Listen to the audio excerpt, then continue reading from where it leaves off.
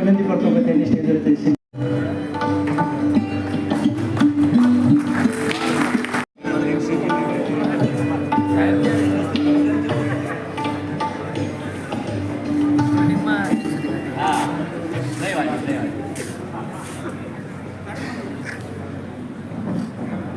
आवर्त घेतलेली आहे. चर्चा होणार नाही काही. आता निर्णय झालेला आहे आपला पक्का. सर्वजण निर्णयाला सहमत आहे ना? मग आपला निर्णय झालेला आहे. आता त्याच्यावर काही चर्चा नाही. दानिश शेठ तुम्ही लवकर बोला. सर, आज खत खरेदी त्यांची आज बैठक झाली. बैठकीमध्ये काय निर्णय झाला?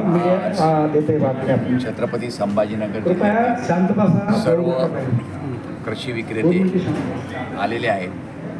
केंद्र सरकारमार्फत पायलट प्रोजेक्ट म्हणून जे आपल्या जिल्ह्यामध्ये शेतकऱ्यांसाठी जे पायलट प्रोजेक्ट आलेला आहे, तो पायलट प्रोजेक्टमध्ये बऱ्याच त्रुटी आहे व त्या त्रुटीमुळे शेतकऱ्यांनाही त्रास होत आहे, व्यापाऱ्यांनाही त्रास होत आहे. तर त्याकरता सरकारच्या दरबारी आम्ही आज एक असा निर्णय घेतलेला आहे की सदरील ॲप जे आहे ते तुर्तास स्थगित करावे, जेणेकरून येणाऱ्या काळामध्ये खरीप सीझन लवकरच तोंडावर आलेला आहे आणि शेतकऱ्यांना खते उपलब्ध व्हायला पाहिजे.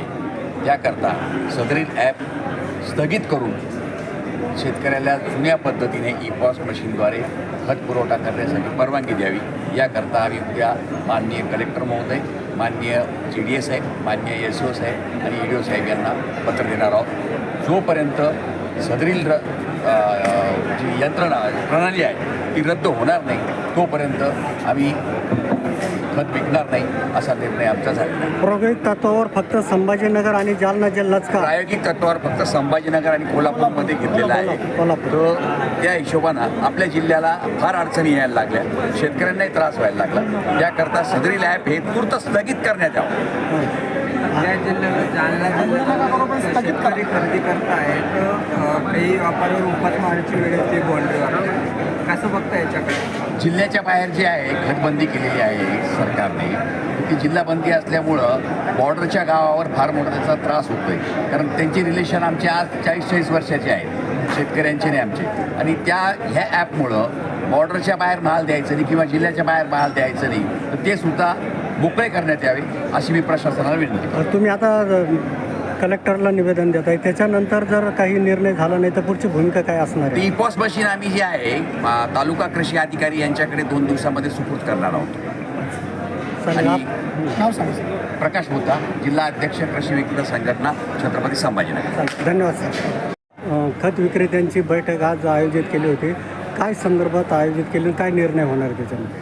हे ऑनलाईन शेतकरी ॲपद्वारे विक्रीचं जे सरकारने नवीन ॲप आणला, त्या ॲपमध्ये अनंत अडचणी शेतकऱ्यांना येऊ लागल्या आणि शेतकरी आमच्यावर नाराज होऊ लागला किंवा आमच्याशी भांडू लागला.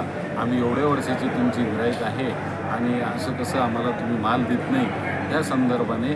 आणि ह्या ॲपमध्ये जे आहे तर यांना सगळ्या शेतकऱ्यांकडं स्मार्टफोन नसतो, त्या स्मार्टफोनमधूनच बुकिंग होती आणि त्यामुळे पुन्हा हे काही वस्तू द्यायचं हे नाही. ऑनलाईनमध्ये कसं असतं, TV, फ्रीज, सोफा सेट, कपाट, ह्या वस्तूला ऑर्डर केली, एक दिवसात आलं, दुसऱ्या दिवशी मिळून गेलं, चालत जातं. आता पेरणी होणार आहे, त्याला खत ताबडतोब लागणार आहे. आणि जर अशा पद्धतीमध्ये आणि याच्यामध्ये अनेक त्रुटी आहे, त्यामधून काहीच ते योग्य पद्धतीने होऊ नाही लागलं. आणि शेतकऱ्यांना शेतामध्ये अडीअडचणीचे रस्ते असतात किंवा डोंगर दऱ्यात नद्या खोल्यातून त्यांना खत तिकडच्या शेतामध्ये घेऊन जायचं काम पडतं.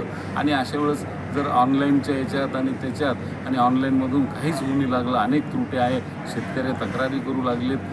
काल एक शेतकऱ्याचं चॅनलवर बघितलं, 3 दिवसांना तो परेशान आहे, त्याला मालच भेटू नये, त्याच्या चक्रा होऊ लागल्या, हे होऊ लागलं. पुन्हा एक शेतकरी असा भेटला आम्हाला काल की तो परीक्षा द्यायला जायचं होतं, त्याला वाटलं करून घेऊ आणि चालल्या जाऊ, परंतु जमलं नाही त्याचं पण काम. म्हणजे अशा अनेक गोष्टी आहे, याच्यामध्ये अनेक त्रुटी आहेत.